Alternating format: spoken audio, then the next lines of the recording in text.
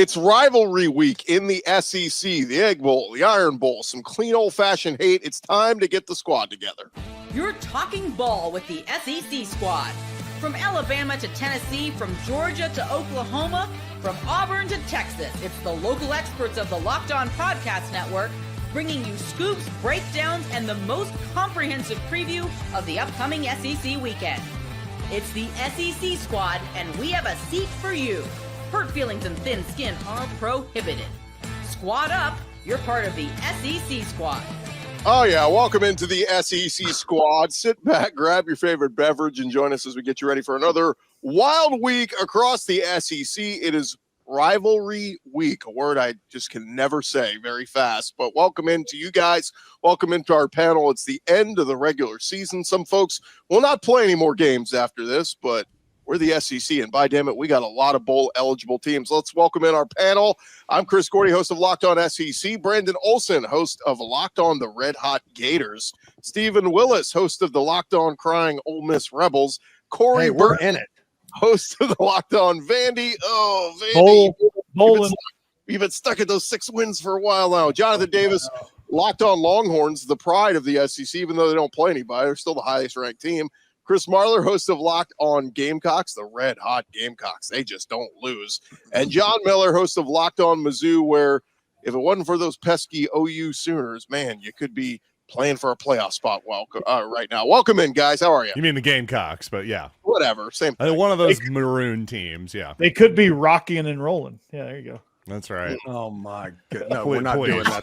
Well, let's not do this again. I need a close-up of Brandon's reaction to that, just the disappointment. It's like looking at my parents.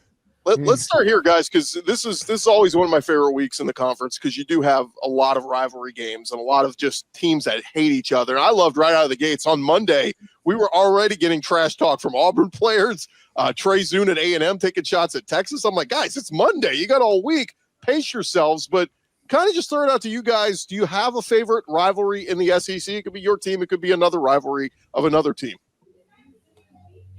Iron Bowl's always fun. Clean old-fashioned hate's always fun from my experience with it growing up in Georgia. But other than that, I can't wait to see some of these Western ones. I can't wait to see I can't wait to see Texas A&M rekindled after what, Jonathan, 12 years?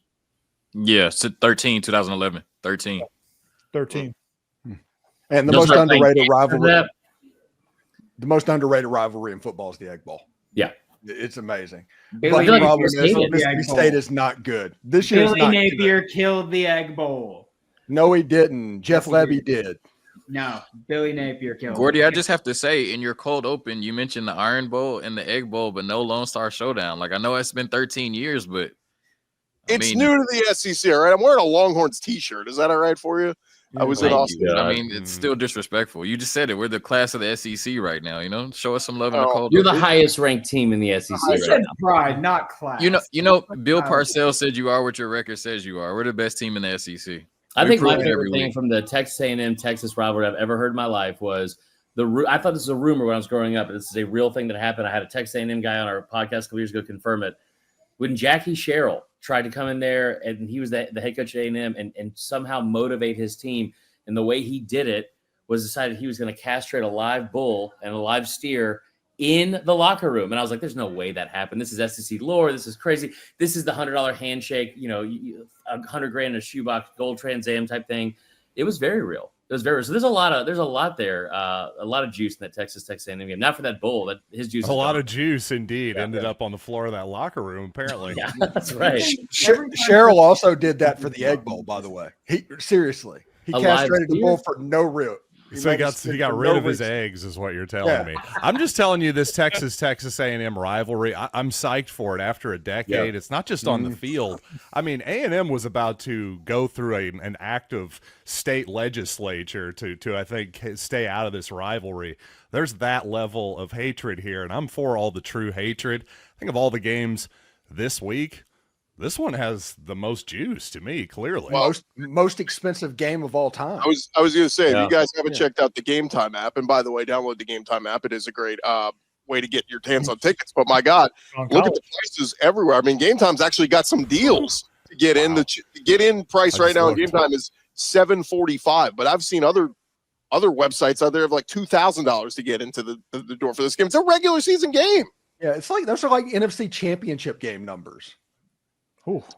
Well, look, if you live in College Station or Austin and, you know, the Cowboys suck, I mean, this is your NFC Championship. Hey, come on, man. We're coming off a win, bro. I'm saying you had 5 weeks to say that. Like, we're coming off a win. They still suck. Marler, give me a quick thought on the Iron Bowl. What do you make of the Auburn freshmen? It was all the Auburn freshmen this week in Riddick and Cam Coleman talking some trash already. Here's the thing, Gordy, you've known me for how many years now? 6, 7 years now? What's the thing I say every year when usually when it's a Bama Georgia game, and I will say it again to Auburn. I hope you guys all listen up. I'm happy for you guys beat A&M. That's great. It took 4 overtimes and a drop pass to do it. Incredible. Beat Louisiana Monroe. Fantastic job. Let's not forget that a week before that you scored 7 points against Vandy at home and have been trash all season. No offense, Corey, but that's not why they're trash. Vandy's great. But here's the thing. You can talk all the trash and all the blank you want to all week long. And you can sit there and you can talk on your message boards. You can talk, to whatever, whatever else you want to do on Twitter. You can talk all the trash you want on Locked On Auburn. You can talk all the trash you want with Daryl, our good buddy. We love all of it. He's cutting 3:30 on Saturday. They're gonna tee up that ball, and you got to line up and play Alabama. And you haven't beat him in 4 years. You're not going to beat him this year. You haven't come within 20 points of beating him in Tuscaloosa since 2008, besides one time, and it took Cam Newton. And Cam Newton ain't walking through that door. So that's what I feel about the Iron Bowl. Chris, is that you right there? Macho Man? Fired up. That is Macho Man. Yeah. We joining our group here is Zach Blackerby, and the timing is fortuitous. Host. Hey guys, yeah, jumped in, and the South Carolina host is talking about the Iron Bowl. For those who don't know, Marler is a lifelong Bama fan, does a great job with Locked On South Carolina, but when it comes to Bama Auburn, he's a little bit passionate about this one. And Zach, I understand your guys talking trash this week. Yeah, I guess so. I guess DeMarcus Riddick got a lot faster, which is super, super exciting. Jalen Milroe's lying about knowing DeMarcus Riddick, and there's pictures of them together, which is objectively funny. And then Cam Coleman said that they're going to go, take over their crib and have a great time doing it. I mean, I love it. I'm all about it. I think it's great. I think it's great because you finally got folks at Auburn that, the narrative is always like, man, if we just go to Tuscaloosa and keep it close, let's see what happens. I'd much rather have this than what we've had over the last decade. I'd much rather have a group of really talented freshmen that believe that they can do it versus guys like, man, if we just keep it close, we'll see what happens. I'd prefer this 100%. Real quick on this, Zach, too, to piggyback off this, you said this in our group chat privately, and I'm going to say it publicly. First word out of your mouth when I started spouting off, you go, I love when Bama fans get scared. Yep, I'll be 1,000% honest, terrified of losing to Auburn if you're a Bama fan this weekend. But the funniest thing I think I saw on Twitter out of all the comments was when Jalen Milroe said all that about it. I don't know who that is. And it was like, confirmed Jalen Milroe doesn't watch tape. Just as we saw last week in Norman. Yeah, no doubt. It's like you don't know the guy who's probably going to be spying you most of the game. Interesting.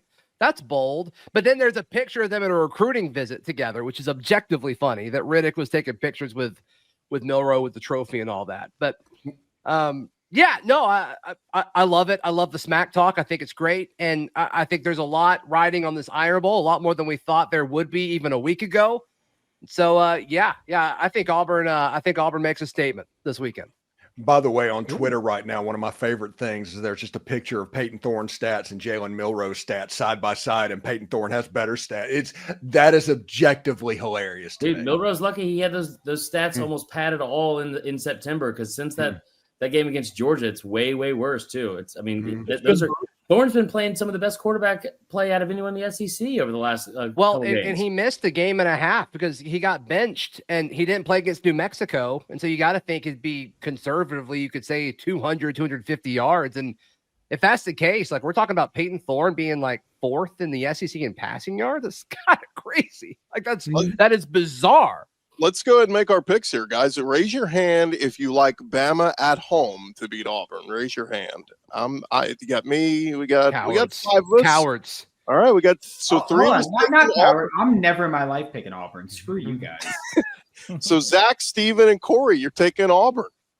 Yeah, yes. I think some weird stuff's going to happen in this game. I for some reason, the trash talk and Milroe is just something's not right there. Yeah. But is Auburn tucking or is Alabama tucking in their shirts this week? That's what I need to know. That's the real stuff. Important. I just want to know if they can stop a QB power. That's all I want to know, because they couldn't do it a week ago. So if it was at Jordan Hare, I'd be with you guys. But it's at Bama. Look, they beat Georgia at Bryant-Denny this season. They win at home. They take care of business. So that's what I'm going with. But weird things happen. All right, we got plenty more rivalry games to jump into. Coming up next, we will get into a little bit on the Texas and A&M showdown. Jonathan Davis will get his thoughts. More with the SEC squad coming up in just a second. Back to the squad in just a second, but want to remind you guys about our friends over at FanDuel, and you can get ready to tackle all the NFL action this weekend or college action as well with FanDuel, America's #1 sports book, because right now, new customers can bet $5 and get $150 in bonus bets if you win. FanDuel Sportsbook app going to give you everything you need to place live bets on the NFL and college all in one place. So when you get a hunch in the middle of the game, you can check out the latest stats, view live play-by-play, and so much more on the same page where you place your bets. That's over at FanDuel.com. Go there to sign up and join today. You'll get started with that $150 in bonus bets if you win your first $5 bet. That's FanDuel.com. Never waste a hunch. Make every moment more with FanDuel, an official sportsbook partner of the NFL. And, of course, all those college games up there this weekend. Rivalry week in the SEC. They got all the great lines for you up there. If you have not used FanDuel before, what are you waiting for? This is the perfect time to sign up. Get in on time for Friday with the Egg Bowl. You can get in on that. Mississippi State's in about a 26.5-point favorite at home. Georgia's sitting close to a 19.5-point favorite at home against Georgia Tech. They got those lines up there for you at FanDuel.com. Check them out today. All right, welcome back in. We're going to dive deeper into some of our other teams playing this weekend, some of the big rivalry games. We welcome in Spencer McLaughlin from Locked On College Football. We say goodbye to Chris Gordy. Guys, that is not a fair trade. Let's talk. He's here. We don't welcome him. We're gonna find out. Not too late. Chris already welcomed me. No takesy backsies. Wait until you guys hear what they said about the SEC on the Big Ten squad. Wait until you hear. What did they say? Tell us. You hear. They were just I'm not waiting off about how the Big Ten is so great and the SEC is supposed to be so great. I don't get why they're supposed to be so great, but we have all the top teams here. That was Jacob Owens too saying that. Jacob Owens just got waxed by Ohio State. Spencer McLaughlin, they were all like, "Oh yeah, the Big Ten's so good." You haven't even heard what I had to say about the college football playoff rankings reaction yet. I don't care what you have to say. I don't care. You're team in a dead conference. That's fine. In a conference where anybody can beat anybody, doesn't that mean that's the better conference than the one? Oh my gosh! Welcome to the party, Chris. Yeah. Welcome to the party. Cannibalization is a sign of strength, not weakness. Oh boy, I love hearing that from the SEC crowd. That's rich. From Iowa on down to Purdue, it's all crap. There's a reason why CBS ratings suck, because those games suck and nobody wants to watch Minnesota. By the way, Kansas is beating every team at the top of the Big 12. Is it on? Is it? Does that mean it's the same? Is that what we're going for here?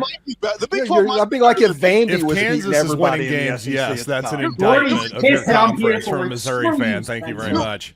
Yes, Missouri talking smack about who's really good in college football. I love hearing that too. Bring excuse me. I'm sorry. The SEC. You look at the 8th best teams in the ACC. You got Missouri and Ole Miss. Would you? Oh gosh, Missouri's terrifying. Hold on. Can I make my comparison? Michigan Those State. two, or would you rather have Minnesota and Michigan?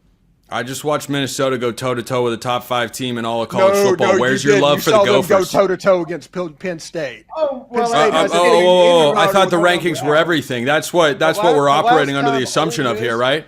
The last time Ole Miss played Penn State, they beat them by 4 touchdowns, and it wasn't that close. Is that what happened the last time Ole Miss played Florida? I forgot.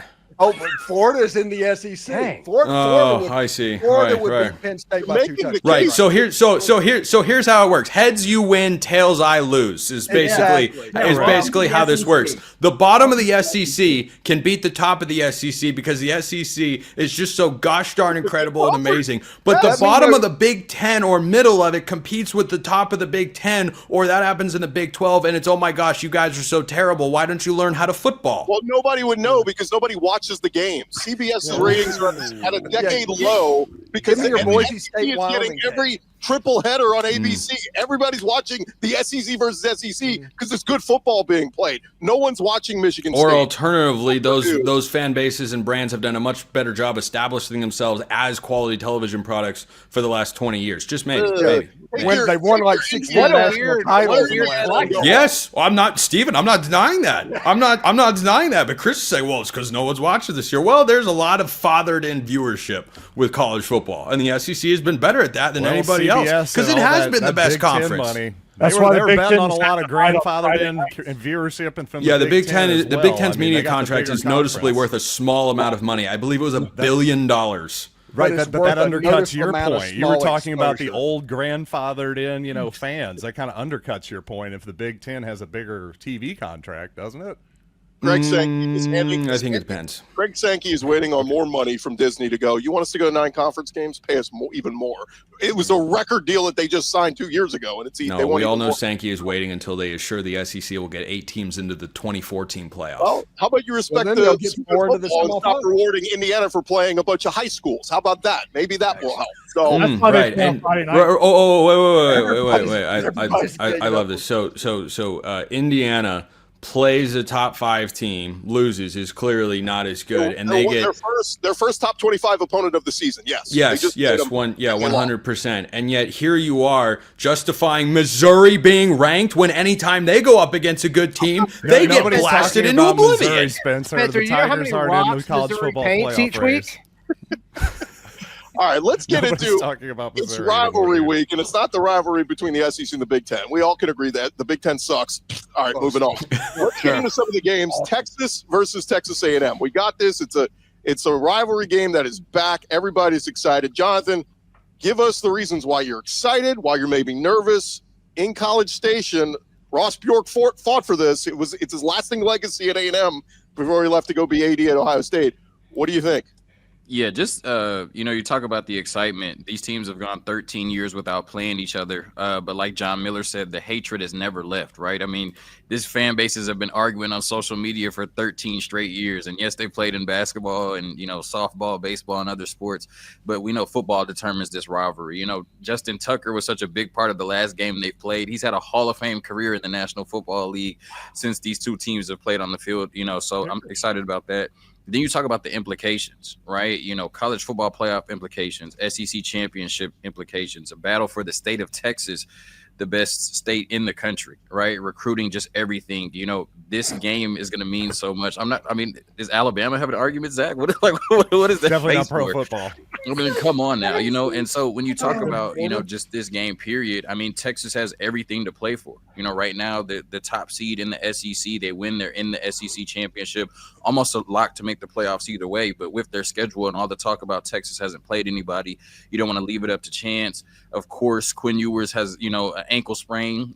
He's hurt again for the 4th time in 3 years. And so, that's going to make it interesting. Texas A&M coming off the loss to Auburn, but still having a chance to make the SEC championship. Just so much to play for, such a good matchup, such a highly anticipated matchup after 13 years.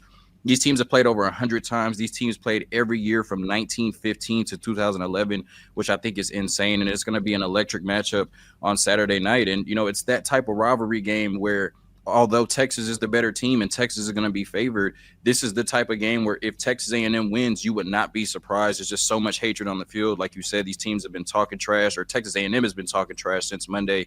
It's just that type of game where anything could happen. Kyle Field at night, 100,000 people. It's going to be rocking, but I still think Texas gets the victory. Zach? Go ahead, Zach. I can call on you. Go ahead, Zach. Are you at all worried, Jonathan, that Mike Elko admitted at his press conference that he spent all last week focusing on Texas, and clearly that was the case? Yeah, when you lose to Auburn, clearly you're not focused on Auburn, right? I think that I'm worried, like I said. I'm trying to build you up, and you just took a dig. I'm going to ignore it. I'm going to ignore it. Like I said, I'm more so worried that you have a defensive mind in Mike Elko, who I think is one of the best in the business. You have a defense, one of the best front fours in college football. They've had trouble stopping the run, but I think that's been with, running quarterbacks, and we don't really have that. And Quinn Ewers does have this ankle sprain. He's not going to be 100%. What happens if Mike Elko just gets to dialing it up, that defensive line just goes crazy, and we see Georgia 2.0, Quinn Ewers deer in headlights, right? And they get pressure on Quinn. He's a statue in the pocket. To that point, I was just at the game this past weekend, and I was sitting around a lot of Texas fans, and they were all saying how little faith they have in Quinn Ewers. So, I mean, Texas that's fans, been the biggest conversation amongst the fan base the last 3 weeks is Quinn Ewers is topped out. This team can't win a championship with Quinn Ewers. And so I do have legitimate question marks on if Quinn Ewers is not 100%. And Texas A&M can get pressure on him, they can control this game. And, does Steve Sarkisian panic once again and go to Arch Manning? It's going to get very interesting on Saturday. This is not just a game where Texas can go in there and dominate. It's going to be really interesting. And like I said, without Quinn Ewers being 100%, I think this game could go either way. Does anybody think Vandy can beat Tennessee? Because I don't think it's a crazy notion. Hold on. I have my hand up. So right now we're going to I got to call on Brandon. I'm Gordy this segment. I'm Gordy. Yes, Brandon, go ahead. That was ridiculous to do. Very glad that I have the power to mute him. Jonathan, do you think that Texas can win a national championship with Quinn? Yes, I do think they can win a national championship with Quinn Ewers, but I think it's going to have to be on the backs of that elite defense. Texas has looked like the best defense in the country. They're coming off of a game where they ran the ball for 251 yards. I think that has to be the formula, right? Coming into the year, you said Quinn Ewers year 3, Heisman candidate. It just hasn't been that, right? And I think if you try to go out and throw the ball with Quinn Ewers 40 to 45 times, that's not the path to victory for Texas, right? I think you kind of got to Brock Purdy it, right? Play elite defense, run the ball really, really well, and then let Quinn Ewers make plays off of the play action. But if it's going to be the Quinn Ewers show, Texas can't win a championship that way. So win with him, not because of him. There you go. Wouldn't it be awesome, Spencer? The Arch Manning legacy begins in this game. He leads them to a win in College Station. Like, wouldn't that just set up the next Heisman campaign for next year? That's all. I'll take a Texas win any way we can get it. I'm hoping. The thing is, if Arch Manning even gets in the game, then that means Quinn was horrible, right? You know what I mean? Or he just was his mild ankle sprain that he got an MRI on was so bad that he couldn't continue. So for Arch to even get in the game, it's going to have to look ugly at first, and I prefer that not happen. Quick show of hands. Are you taking Texas to win in College Station? Raise your hand. All right, we got 3, 4, 5. Okay, 5. And then if you got the Aggies winning, raise your hand. Me, Corey, and Steven. I have to stick with the Aggies because I picked them preseason. I said they were going to win this game no matter what their record was. So this has been their Super Bowl for a year. It literally is. For 12 years, 13 years, this has been their they've been thinking nothing but about this game. And I think that affects them a little bit, and they're going to really put it in. The place is going to be nuts. I think it's a maroon on it, which that's a lot of ugly color in one place. My goodness, that much maroon should be illegal. But it's a situation. I just think Texas A&M, this is their Super Bowl.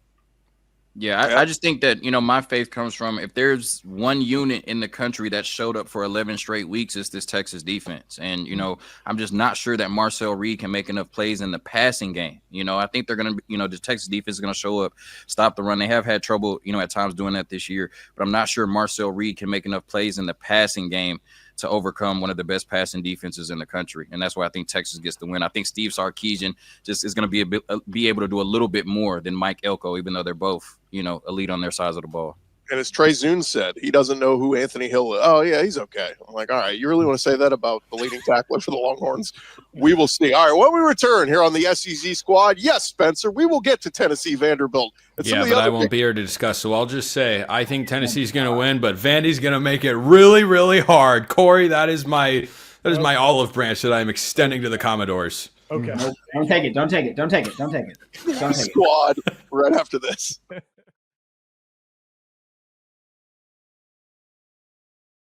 All right, one more segment here on our SEC Squad, and we got our other rivalry games we got to touch on happening this weekend. And guys, let's start with a quick thought, because we did just tease it a little bit on Tennessee Vanderbilt. A big game because, look, Vandy's already bowl eligible. They got their 6th win. 7-5 would be awesome. And by the way, it would go a long way for Clark Lee's bid for SEC Coach of the Year. But for Tennessee, it's everything on the line, right? The playoff spot and a large bid still on the line there. If Tennessee can go take care of business. Everybody feel like the Vols go take care of business in Nashville? I feel like when you say, oh yeah, like Tennessee has the opportunity to go take care of business and like do that, I feel, and Vanderbilt, they already got bowl eligible. You can get a 7th win, and that'd be great. But like, you're already there to help your bit. I think you're overlooking just the pure hatred of going, well, I get to screw over Tennessee. Yeah, you're doing one of these. That would drive me more than anything. Like I'd be like, I don't even care if I'm bowl eligible or not. The fact that I can ruin someone's dreams and break their heart right now would drive me so much more than any bowl game, than a Coach of the Year bid. Ruining Tennessee's season when they talked so much trash and they were so confident. Nothing would drive me more than just making Tennessee fans, especially after they Gator chomped last week, to celebrate Florida beating Ole Miss. That was such loser mentality. I would rather be beaten with Missouri's painted rocks than do any of my rival celebrations because they beat someone else. That's cowardly losers. They don't deserve to be in the college football playoff. I hope Vanderbilt beats them by 80. John, did you get more answers on the painted rocks thing? Did you do your homework? Hold on. I thought you would never ask. Here we go, guys. In 1927, the traditional block M, carved from stone by the freshman class. We're not doing this. I'm kidding, everybody. You actually made me, John, because of that topic last week. I actually Googled that exact article you're reading, and I read that part. Gordy wasn't even here for it. He's like, I need to know about the rocks. Gordy, what did you think about the show last week? Google too. I think you guys did a great job. It was good. I feel like it was a train wreck. I feel like it was a disaster. So that was a lie. Got People like watching train My wrecks, entire comment section, I missed it last week too, and my entire comment section was, "Oh my God, they were talking so crazy about Texas." Well, this is me putting the train back on the tracks here. Real quick, everybody feel good about Tennessee? Raise your hand if you're taking Vandy to beat Tennessee. Hey, hold on. Let the Vandy guy talk. Should we let the Vandy guy talk? Yeah, Corey, give me your thoughts. Well, all the pressure's on Tennessee here, and Brandon, that's a phenomenal point. As far as the hatred goes, this hatred's pretty. I'm learning this hatred's pretty intense. And for Vandy, they're playing with house money, and they're going to try to get Tennessee off rhythm. And if they can get to, they're going to see if this freshman Nico Iamaleava nailed it. No, you didn't nail it at all. No, weren't close. Come on, you're Vanderbilt. Get it right. Yeah, never. So yeah, it's completely house money. Get after Nico. See what this freshman can handle as far as pressure wise, and see if this pressure of making the college football playoff crumbles Tennessee, or if they take care of business. It's just funny because Corey said that like it's Nico's first game. Like he's like, we're to see what this freshman can handle. In fairness, I'm trying to figure out if it's still Pavia or Pravia. Everybody still says it differently. So, Pavia, as far as I know, nobody's corrected me. So, Nico Iamaleava, yes, he will be tested against Vanderbilt. And Clarkley is a Vandy guy. He went to Vandy, so there's a little bit of hatred towards ruining Tennessee's season. He probably was in school when Peyton Manning. Those guys were playing quarterback. Mm-hmm. So whenever they were checkering out their stadium and all of that, I imagine there's some hard feelings. That happened 2 years ago. Yeah. It happens every year. Well, General Nealon was coaching. I don't know how old Clarkley is. So we'll move on. We do have some of the rivalry games we got to jump into. Steven, quick thought on the Egg Bowl. 2-9, Mississippi State winless in the conference. But man, talk about ruining seasons. Ole Miss's season's already ruined, but they'd love to ruin it even more by winning this one.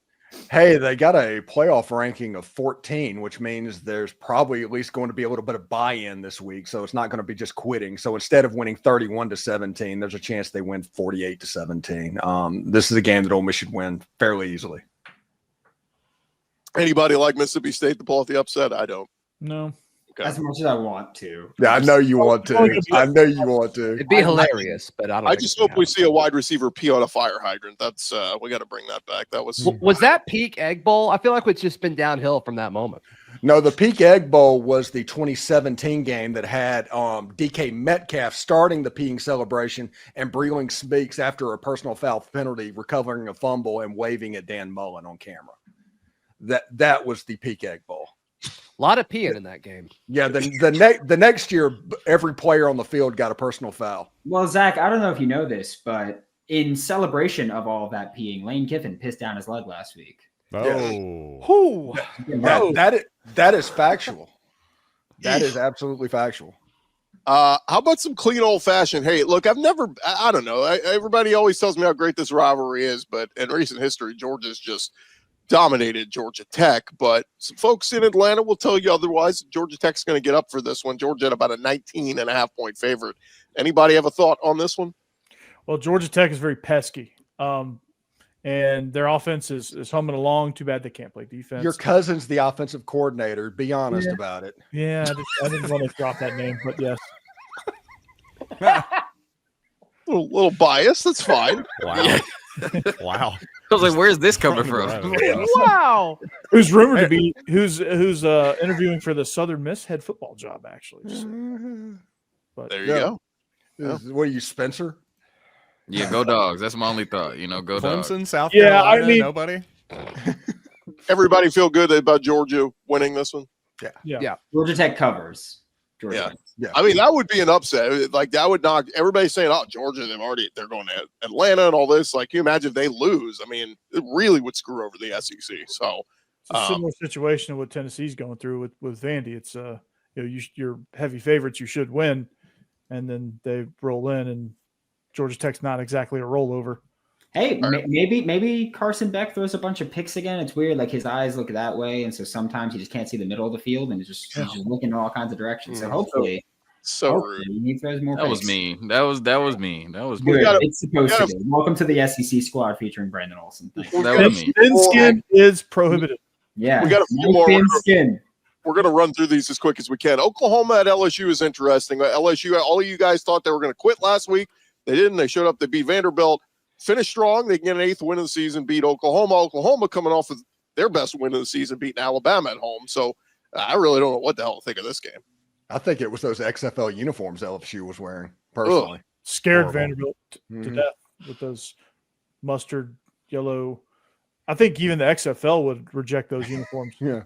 Blame Nike. Nike's the ones who do this. They're like, wait, LSU, you wear white jerseys at home and on the road? We can't sell. Everybody has a white jersey. We can't sell. We got to sell more jerseys. Let's come up with awful combinations to put in our stores. So, Yeah, that was an all time. Yeah, I'm going LSU. I'm going LSU. I'm going LSU Oklahoma's as well. won one road game all year. Zach, which one was it?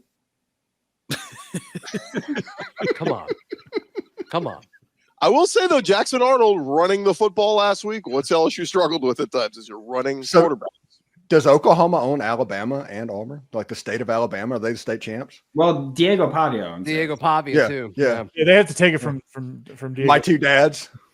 Hey, Brent Venables was on the hot seat earlier this year. Now everybody is he saved his job. I love all these coaches. Billy Napier saving his job, Brandon. Great storylines all over the SEC. Clark Lee saving his job. Yeah, Clark Lee, absolutely. He deserves an extension and then some. He deserves coach of the year. Missouri's going to put Sam Pittman out of his misery on Saturday. That's my prediction. We got that's real quick. 4 more we got to get to. Arkansas, Mizzou, John Miller. Give me a thought. That's my thought. I just think Missouri owns this rivalry. I think Arkansas doesn't have much to play for, and I think Missouri's going to win it yet again against the Hogs. I mean, come on, John Neighbors didn't even bother to show up. What's that tell you? He's the most negative guy in the world. He can't even come to show up and pick the Hogs to lose. You know it's got to be bad. Yeah. Well, John's Bob Hogg is going to be looking for a new job. Come on. John's been so negative. I think he would agree with you. He'd be picking Mizzou in this one. Although, I don't know. It's really become a weird rivalry. Like, Mizzou fans talk mess to Arkansas fans. Like, this really has become a really fun rivalry between those two. Quick thought, Louisville, Kentucky. Kentucky's not bowl eligible. They're 4-7. And Cutter Boley going to get the start for Kentucky. Anybody taking Kentucky to win at home? The show's just gonna end with Gordy. Like, it's just, you know what I mean? So like, the show's just gonna end with Gordy. I'm trying to. We got a million games to get to. I just want to make sure we touch it all. It's going to be too long to figure out who left. Until like 5 seconds ago to figure Who out. was? Oh, John Miller left. We should have saved Mizzou for last, probably. Yeah, but- I mean, I'm just gonna show some SEC pride and say Kentucky, right? Like, you know? John Miller was legit like, okay, we talked about my game. I'm leaving right now. Yeah. I got to go paint those rocks. Until Louisville beats Kentucky, I have a hard time thinking it's going to happen. But Kentucky's not good, save a trip to Oxford, Mississippi earlier this year. But it's one of those things. I'm just not going to believe that Louisville can beat Mark Stoops until they do it. Yeah, and look, they played as good as they could against Texas, right? I mean, they did, and that young freshman quarterback played well. He really made some did. big plays. He made some big plays for sure. And since they don't have a bowl game, if he plays well here, this sets the tone for next year. Brock Vandegrift, see you later. Cutter Boley's team moving forward for Kentucky next year. South Carolina, Clemson, man, this is this is crazy. Like South Carolina's 8-3. I got Shane Beamer as my SEC coach of the year. I think he's been phenomenal. And Dabo, man, ripe for the picking. Clemson only a 2.5-point home favorite. I think South Carolina wins. I like the matchup there. They're so good up front, and then they've just kind of found ways to win. And I don't think Clemson is quite as good as maybe the narrative around them is. I think something has to do with, they're a good team in the ACC. I think South Carolina is a good team in the SEC. So I think South Carolina wins this game. That defensive line and linebacking core is scary. I think it's a mismatch. Yeah, it's a mismatch. Klubnik's going to be running for his life. I was looking at some mock drafts this week, and Kyle Kennard, first-round pick projected. I mean, he has been a monster. You talk about getting guys through the transfer portal. That is one that, in hindsight, I think everybody else in the SEC would have liked to have gotten out of Georgia Tech, I believe. He's been a monster. We're all taking South Carolina to beat Clemson. Yeah, the kryptonite, by the way, for air raid teams, a defensive line like South Carolina has. Give me South Carolina. They just disrupt everything you do, timing-wise. I mean, you can't. It's ridiculous. Yeah. All right, we got one more game left, guys. We saved the best for last, Brandon Olson. It is the 6-5 Fighting Billy Napiers against the 2-9 Florida State. Mike Norvell, what the hell did I get myself into? Florida, a 14.5-point road favorite. Words I never thought I would have ever said this season. Well, belt to ass. That's it. Simple as that. Belt to ass. And we're going to end the show right there. You can say that on TV. I could say it on the squad show. That's fine. That's no explanation. As simple as that. You got the opportunity, and Billy needs to do it too. Like no one thinks that Billy has like the killer instinct. It's always every time that Florida is a big favorite or they're favorited by more than 4.5 points. It's like, oh well, we're gonna make this game real close, and we're gonna run the ball. We're gonna play down to our opponent. Billy, like you've got a rival that's 2-9. You've got the chance to kind of just take Mike Norvell out back and just one time, and you can do it. You're already taking half his recruiting class. Just take his pride too. Not that he has any, because what they did after they got snubbed for the CFP of you just wait till next year just to come out and do that crap. And now they beat Charleston Southern. I think they're too big for their bridges. Their whole fan base needs to shut the hell up, and Billy needs to do it this Saturday. Okay. By the way, Stephen, Ole Miss 16th best recruiting class. Florida now 17th. Here comes Florida. They're at your heels. Florida's coming. They beat Ole Miss, and they beat the two teams that beat Ole Miss. They're on a heater right now, an absolute heater. Hey, and props to Billy Napier right now. He deserves this. Absolutely deserves this run after what he went through for 2 months. Contract extension. That's what I'm saying, Brandon. After what he brought upon himself for 2 months. Whether it happened, it happened. Yeah, it happened. I think lifetime contract is on the table. I think it might with the losers in the administration. They might. The Coach K deal right there. All right, guys. Thank you guys for watching. Reminder, today's episode presented to you by FanDuel. You can start the season with a big return over at FanDuel. New customers can place a $5 bet. You get $150 in bonus bets if you win your $5 bet. Visit FanDuel.com to get started. Reminder to follow and subscribe to your favorite SEC show. We'll be covering your favorite teams throughout the off-season as well as playoff runs for all involved. And thank you for making us your first listen every day throughout the season. Part of Locked On Podcast Network, covering your team every day. There's an off-season? Off-season. It's time for basketball. What the hell is an off-season, Gordy? Come on. I know we're still recording.